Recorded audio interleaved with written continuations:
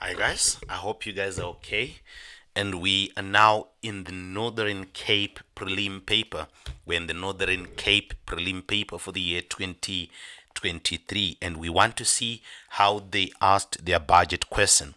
In the Northern Cape Prelim paper, if you come with me to question number 4, you would find that they started just as the other guys started their question, that is to identify two items in the cash budget that will not appear in the projected income statement of comprehensive income. So you see that this is a very common question, and the examiner can twist it either way, or they can bring us that table whereby we have items that appear in both the cash budget as well as in the projected income statement. I've seen questions like that, items that appear but the examiner can also bring items that will appear in both the cash budget as well as projected income statement. So look into that aspect as well. 4.2, this question wanted us to do the debtors collection schedule. So we're going to try and do that, and we'll see how far we can go with the debtors collection schedule. All right, so we are here. So one of the things that fascinates is that there was a missing amount in the month of October here. So you had to get that amount there. But when you come to the collection, you had 50% in the month of sale, 30% in the month following, 20% in the second month, and no bad debts are budgeted for. So the quickest way that I'll just show you is to come here and you say that 50% in the month, you're going to call this one 1, that is 2, and this is 3. All right. Then when you come here, you're looking for the month of sale. So in other words, when you have October here and here you have your October, so this would also become your 1, your 2, and your 3. All right, so when you come to November, so it becomes here 1, your 2, and then your 3. All right, so when we then come here, remember what we want is the credit sales in October. So that is unknown. All right, so you are looking for October. I'm just gonna say October here, that is your October. And you know that if you're the October amount, if you had multiplied it by the 50%, multiplied by 50 over 100, and then you multiply it also by 95 over 100, it would have given you 47,025. So what we want to do now is to calculate from here back here to get this October amount. There are several ways in which one could have done this. So many ways in which one could have done this, but I'm just going to try and see if I can just do one quick way to come back to that October amount. The quickest way that I would want to show you is to take the 50, that is the 50%, say 50, multiply this by 95 over 100. Okay, let's see if we punch that on the calculator. So we are now saying that is your 50, you multiply this by 95%. So that gives you, that is 47.5. So I'll come here, my answer is 47.5%. Okay, so I'm trying to solve this part here. Okay, so 47.5%. So therefore it means if I take my 0, I multiply that by 47.5%, 47.5%, it should equal to 47,025. Okay, so when I am there now, it becomes easy for me now to get that one. I can simply now take my 47 and 25 and divide it by 0.475. Okay, so I'm just taking my 47,025, which is my amount there. Let's just punch in my 47,025. So I'm coming here to say my 47,025, then I'm just going to divide it by 0.475. Okay, and then it will give me 99,000. So that 99,000 therefore becomes my October credit sales year. So I end up here with 99,000. I know there are several ways in which you could have done that, and please practice those ways that you have always been doing to get that amount there. Okay, so let's quickly now come and complete the remaining figures. So you would understand that here in the month of October, there would not be sales here for November because we are collecting in 3 months. So that part becomes blank, as well as this part would be blank. Okay, so we come here, then we say 105 multiplied by 1.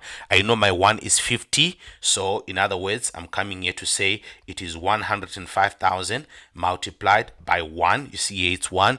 And my 1 is 50 over 100 multiplied by 95 over 100. And if you punch that in your calculator, you should get 49,875. 49,875. Let's come to the next one, which is 2. So I'm now taking my 99,000, which I've just calculated, and then I multiply it by 30%. Multiply by 30%. And then that would give me 29,700 over there. Then I come now to the third one. I'm taking my 93,000 there. So it's 93,000. Then I am multiplying it by number 3, which is 20% now. Multiplied by 20%. And that would give me, for the month of September, 18,600. And I'll end up with 18,600. Please remember to add this up as you get your 98,175. All right. In most cases, the examiner would want you to take this to your cash budget. So if the examiner wants you to do that, please remember to take that amount to the cash budget. All right. So we're going to quickly come now to the next part of the cash budget, which is calculating amounts A to E. A to E. Let's see if we can do a couple of those amounts and see how far we can drag it. A to E. All right. So let's start with A. A is cash sales for the month of November. Cash sales for the month of November. The examiner would have told us something already. You can see here that cash sales amounts to 40% of total sales. That means we know that total sales is equal to 100%. And cash sales is equal to 40%. This is cash. Therefore, it means my credit sales will be the difference, which is my 60%. That becomes my credit sales. All right. So here, what do we have to calculate? We're told cash sales amount to 40% of total sales.